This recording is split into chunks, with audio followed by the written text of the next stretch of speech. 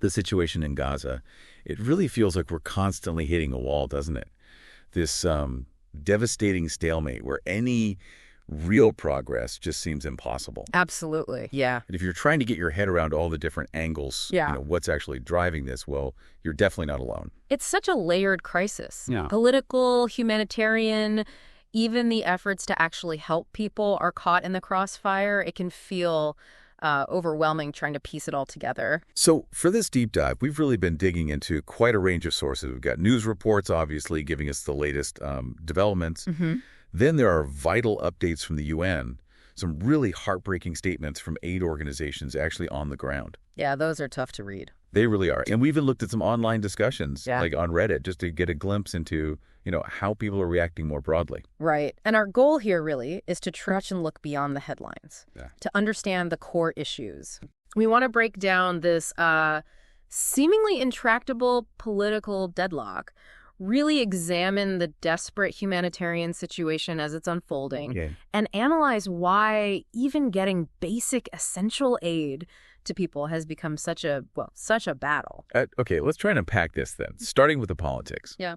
Because it feels like every country involved has a completely different playbook. Yeah. And they're all sort of working against each other. That's a really crucial starting point. What we're seeing isn't just, a straightforward conflict between Israelis and Palestinians. There are these fundamental disagreements, competing long-term visions playing out across the whole region. Okay, so let's start with Israel. What seems to be the main driver behind their current approach? Yeah. Based on the sources. Well, from what we're reading, the dominant stance in Israel, especially under Netanyahu, seems to be a push for continued, maybe even indefinite military control in Gaza. Right. They've explicitly ruled out the Palestinian Authority, that's the governing body in parts of the West Bank, ruled them out from having any role in governing Gaza after the conflict. Netanyahu himself, he's been quoted emphasizing Israel's need for security control over the entire area west of the Jordan River.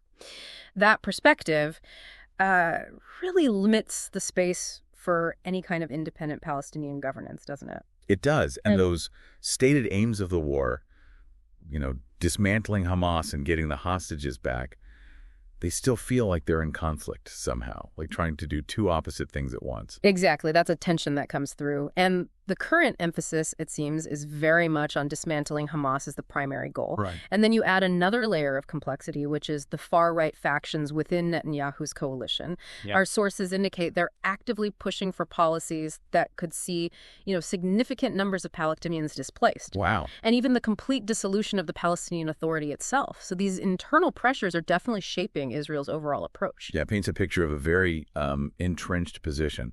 Okay, now, if we look at the Arab world, our sources suggest it's really fragmented, not a unified front at all. That's a key insight, yeah. There's no single Arab strategy for Gaza. Take Egypt, for example. Okay. Their main concern seems to be this intense fear of a huge influx of Palestinian refugees coming across their border. Ah, right. The historical context there. Exactly. They've dealt with this before, and with the ongoing instability and the refugee crisis they're handling from Sudan, they are incredibly sensitive to any more demographic shifts in the region. So their focus is really stability on their border. And it's interesting, though, because despite President Sisi's own history and, his stance on political Islam, Egypt still has to engage with Hamas. Pure pragmatism. Hamas is the de facto power inside Gaza right now. Right. So Egypt, as a mediator, doesn't really have a choice but to engage with them. They even put forward this pretty significant reconstruction plan, $53 billion. Wow. Yeah, it envisioned a temporary administration, technocrats, maybe as a step towards the PA returning to Gaza. But that plan didn't really get traction, largely because Israel rejected it, and there was maybe a perceived lack of strong U.S. backing. Okay. What about Jordan? They also have a large Palestinian population, that long border with the West Bank. Yeah, for Jordan, the idea of mass displacement of Palestinians into their country is seen as like an existential threat. A red line. Absolutely a red line. This whole idea of Jordan becoming an alternative homeland for Palestinians is something King Abdullah II has repeatedly, strongly rejected, even when facing potential pressure through, say, U.S. aid considerations. We've also seen Jordan cracking down on the Muslim Brotherhood within its own borders. Some analysts see that as a signal, that they don't favor a future political role for Hamas. They might even be open to the idea of Hamas leaders being exiled, maybe to help the PA return to Gaza. Interesting. Okay, the UAE then. They seem to be going for a very different kind of solution, don't they? Yes, the United Arab Emirates has a very strong stance against political Islamist movements, and they've been actively promoting Mohammed Dalan as a potential alternative to Hamas in Gaza. Yeah. And they're using their significant financial clout, their close ties with Washington, to push this agenda, even though, well, Dalan doesn't seem to have huge popular support among Palestinians themselves. And Qatar, hosting Hamas leaders in Doha, that puts them in a really tricky spot, doesn't it? Yeah. But also influential. It does. It's a uniquely complex role. They host Hamas, seemingly with U.S. understanding, if not explicit approval. Right. And they are a major financial backer for Gaza, which makes them absolutely crucial for any mediation efforts. So they have to balance. They have to carefully balance their strategic relationship with the U.S. I mean, they host the huge Al Udeid air base. They're a major non-NATO ally. Balance that with their ongoing engagement with Hamas and even with Iran. Mm-hmm. And the whole controversy around Al Jazeera's coverage, which led to Israel banning them, that just highlights this tightrope they're walking. While Qatar might be more open maybe to some political inclusion for Hamas long-term compared to other Arab states, their main function right now seems to be a constrained facilitator in negotiations. Okay, and Saudi Arabia's position. That firm link they keep making between normalization with Israel and a Palestinian state, that feels key. Absolutely central. Saudi Arabia has made it crystal clear. Any move towards normalizing relations with Israel depends on establishing an independent Palestinian state. Based on 1967 borders, East Jerusalem as its capital. Right. They've directly shot down any suggestion, like Netanyahu's idea apparently, of a Palestinian state being located on Saudi territory. And while they oppose Iranian-backed militias, which includes Hamas, their current flexibility in dealing with Hamas might also be, a tactical way to signal displeasure with some of Israel's more hardline positions. And underneath all of this, all these external pressures and competing visions, you've still got that deep, long-standing division between Fatah and Hamas themselves. That internal Palestinian political fracture is just a massive obstacle. The ongoing deep split between Fatah, which runs the PA, and Hamas. It prevents any unified Palestinian leadership from emerging, one that could effectively negotiate or govern in the future. So, the big picture. You've got Egypt and Qatar mediating, but within tight constraints. Jordan prioritizing preventing displacement, pushing back against Islamist influence, the UAE pushing Dalan, Saudi Arabia using normalization as a leverage for statehood, and Israel focused primarily on military dominance in Gaza. It's just profound gridlock. Okay, so from that really intractable political situation, let's turn to what's happening on the ground. Our sources describe it in, well, truly horrifying terms. A severe, rapidly worsening humanitarian crisis. The situation is catastrophic. And a major factor is the sustained Israeli blockade of Gaza. It's been comprehensively in place since March 2nd. We've seen direct quotes from the UN's Humanitarian Office, OCHA, describing this as a deliberate decision to block all supplies from getting in. And the warnings coming from top UN officials are just incredibly stark, very direct. They are using some of the strongest language we've seen. The UN Undersecretary General for Humanitarian Affairs stated quite unequivocally, blocking aid starves civilians, inflicts cruel collective punishment. Blocking aid kills. Wow. Stark. Yeah. And OCH has also been very clear, saying that aid is being weaponized through its denial. These aren't just observations, they're urgent warnings about the consequences. The sheer scale of the suffering, based on the stats, it seems unimaginable. Can you walk us through some of the most critical figures our sources highlighted? Tragically, the numbers are just staggering. As of May 7th, 2025, our sources indicate over 52,653 Palestinians killed. Another 118,897 injured. And this includes, it's truly heartbreaking, 16,278 children killed. 16,000 children. Just think about that number. More children than the population of some small towns. And since just March 18th, over 428,000 people newly displaced from their homes. Goodness. UNICEF is warning of a rapidly increasing risk of widespread starvation, disease outbreaks, further deaths. Alarmingly, a third of the community kitchens the UN supports forced to close. Why? Just no supplies. Exactly. No food supplies, no fuel to operate. That's led to a 25% decrease in the number of meals they can provide daily. Over 75% of households now face declining access to clean water, rapidly deteriorating sanitation. And the World Health Organization They assess the medical rehabilitation system in Gaza is at a breaking point. Breaking point. Completely overwhelmed by the sheer volume of trauma injuries, the damage to health facilities, critical shortages of supplies, personnel. Even basic ambulance services are drastically reduced. Only 48 out of 149 are operational. And we also saw the Palestinian Prime Minister actually declared Gaza a famine zone. I mean, that's an official designation of absolute desperation.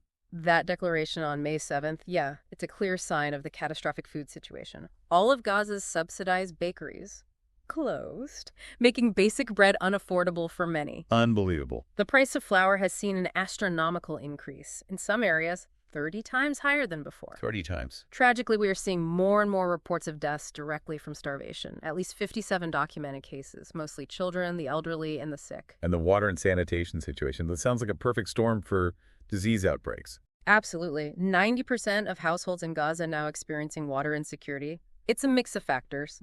Less water available overall, fewer working water points, and just massive overcrowding in shelters straining resources.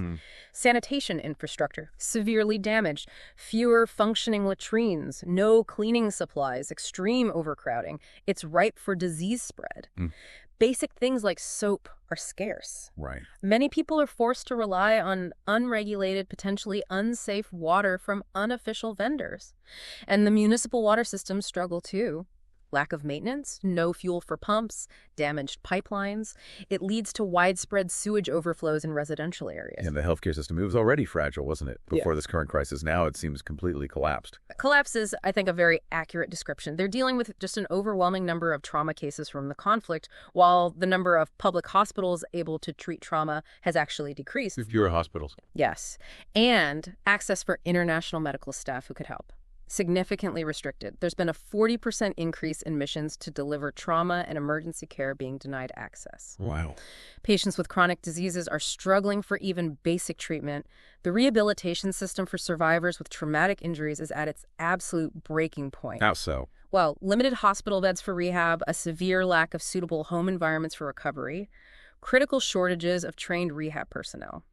The sheer number needing long-term rehab, spinal cord injuries, brain injuries, amputations. The amputation numbers were shocking. Over 4,000 amputations, including over 920 children. It's staggering. And then they face critical shortages of equipment.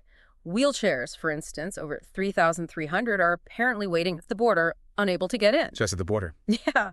Long waiting lists for walkers, crutches, and a severe lack of specialists, only 9 prosthetics technicians available for thousands who need them. It's almost impossible to really grasp the daily struggle just to survive in that environment. Okay, let's turn to this highly contentious issue of actually getting aid to the people who so desperately need it. It seems like there are new proposals emerging alongside these ongoing disputes about how aid should even be delivered. That's right. Israel has put forward a proposal that would, well, fundamentally alter how aid is currently delivered. Their plan involves dismantling the existing UN-led system. Dismantling it. Yes. And instead, channeling all humanitarian assistance through Israeli-controlled hubs with the Israeli military overseeing the distribution. That sounds controversial. How have the established aid organizations reacted? With very strong opposition. The Humanitarian Country Team, that's the umbrella group for UN agencies and NGOs on the ground, they've argued vehemently against it. On what grounds? They say it violates core humanitarian principles: humanity, impartiality, neutrality, independence. Those principles guide their work. They see it as a dangerous move, one that would further entrench Israel's control over aid as a pressure tactic, potentially endanger civilians by forcing them into areas under military control to get aid, and just solidify the displacement of people. Right. The UN itself has been clear. They won't participate in any aid arrangements that violate these fundamental principles. Okay. Then we have this other initiative, the U.S.-backed one, the Gaza Humanitarian Foundation, or GHF. What's the thinking behind that? So the GHF is a U.S.-led effort, registered in the U.S. and Switzerland, all-American leadership. The stated aim is to set up a new parallel system for aid delivery to Gaza, one that would effectively replace the current UN system and, crucially, from their perspective, ensure aid doesn't end up with Hamas. And how would it work practically? Their plan involves using private security contractors to secure these places they're calling secure distribution sites. Palestinian civilians would then be expected to go there to collect aid. Private contractors. That sounds like it can also be met with skepticism. It has been, yeah. Numerous humanitarian organizations have voiced sharp criticism. Some prominent figures have even labeled it aid washing. Aid washing, meaning... The idea that it's a superficial attempt to look like you're addressing the humanitarian crisis, but without tackling the root causes, maybe even deflecting criticism. There are also serious concerns it will undermine the work of UNRWA. Many in the aid community believe UNRWA is the only agency with the existing infrastructure and experience for large-scale aid distribution in Gaza. And safety concerns, too, presumably. Big safety worries, yes, both for the civilians gathering at these sites and for the private contractors providing security. We've even seen reports suggesting the UAE declined a request to fund this foundation. Okay, so funding is an issue. Seems to be. There are ongoing talks about other potential funding sources, maybe other Gulf nations, European countries, even public fundraising like GoFundMe. And there have even been these suggestions of confiscating UNRWA assets to fund the GHF. Confiscating UNRWA assets. Wow. And it sounds like Israel itself has put forward a similar kind of concept. Yes, the Israeli Security Cabinet reportedly approved its own aid plan. It seems to share similarities with the GHF model, emphasizing these secure distribution sites and raising the possibility of people effectively being relocated to access this aid. And finally, on aid, we've heard various allegations about Hamas potentially diverting aid. What does our analysis suggest there? Well, while those allegations do come up, UNRWA, which is the main aid agency on the ground, has explicitly and repeatedly denied any systematic or widespread theft of aid by Hamas. It's still a contentious point in the debate, but the evidence for widespread diversion seems limited, according to our sources. Okay. Shifting focus a bit now to the United States, our sources also touch on some broader issues that seem relevant here, specifically around financial accountability in the U.S. government and also public opinion on foreign aid. Let's start with that Government Accountability Office report, the GAO report on the Pentagon's finances. Yeah, this GAO report, it paints a pretty troubling picture of the Department of Defense's financial management. It highlights a history of consistent audit failures. It identifies what they call significant fraud exposure, with a staggering $10.8 billion in confirmed fraud cases between 2017 and 2024. $10 billion. Yeah. The report also suggests the Pentagon is unlikely to meet its own 2028 deadline for achieving a clean financial audit, and this is despite ongoing and proposed increases to its budget.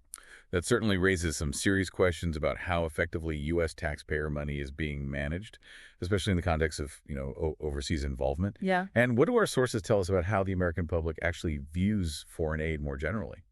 There was a recent Pew Research Center poll that gives some valuable insights. Interestingly, there seems to be strong bipartisan support for providing humanitarian aid, things like food, medical assistance to people in need globally. Okay, so agreement on humanitarian aid. Broadly, yes.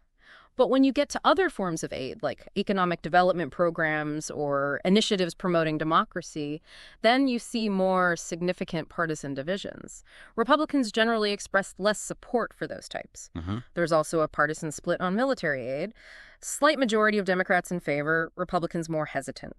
And more broadly, Republicans tend to think the U.S. should focus mainly on its own domestic problems. Democrats are more likely to support active U.S. engagement in world affairs. And how about considering other countries' interests? Another split there. Democrats are more open to considering other countries' interests, even if it means compromise. Republicans tend to prioritize U.S. interests above all else. Right. And it's worth remembering, of course, the Trump administration's past efforts to significantly cut foreign aid budgets and U.S. aid operations. But despite those proposed cuts and the partisan differences on some types of aid, that consistent, strong public support for humanitarian aid remains a significant finding. So as we bring this deep dive to a close, what would you say are the absolute key takeaways from this incredibly complex web of information? Well, I think the core takeaways are pretty stark, and they're all interconnected. First, this deeply entrenched political stalemate involving not just Israel and the Palestinians, but key regional players, too. That is the fundamental barrier. It prevents any meaningful progress towards a resolution or even significant humanitarian relief. Okay. Stalemate is the core barrier. Exactly. Second, the humanitarian crisis in Gaza isn't just severe, it's catastrophic. And it's directly linked to the ongoing blockade and the restrictions on aid. The link is direct. Undeniable based on the sources. And third, these current attempts to fundamentally change the aid delivery system. They are highly controversial. They face strong opposition from established humanitarian groups who fear they violate core principles, and they raise serious practical and ethical questions about how they be implemented and what the consequences might be. It really leaves you with a profound question, doesn't it? Given these seemingly irreconcilable political visions and these immense, almost insurmountable challenges to simply delivering basic necessities to people in desperate need, what realistic pathways even exist? What pathways are there to truly alleviate the suffering in Gaza and to chart any kind of sustainable future for the people living there? This situation just so starkly underscores the incredibly complex, often conflicting interplay of high-stakes politics, urgent humanitarian needs, and the often fraught landscape of international involvement. No easy answers. Not at all. Thanks for taking this deep dive with us.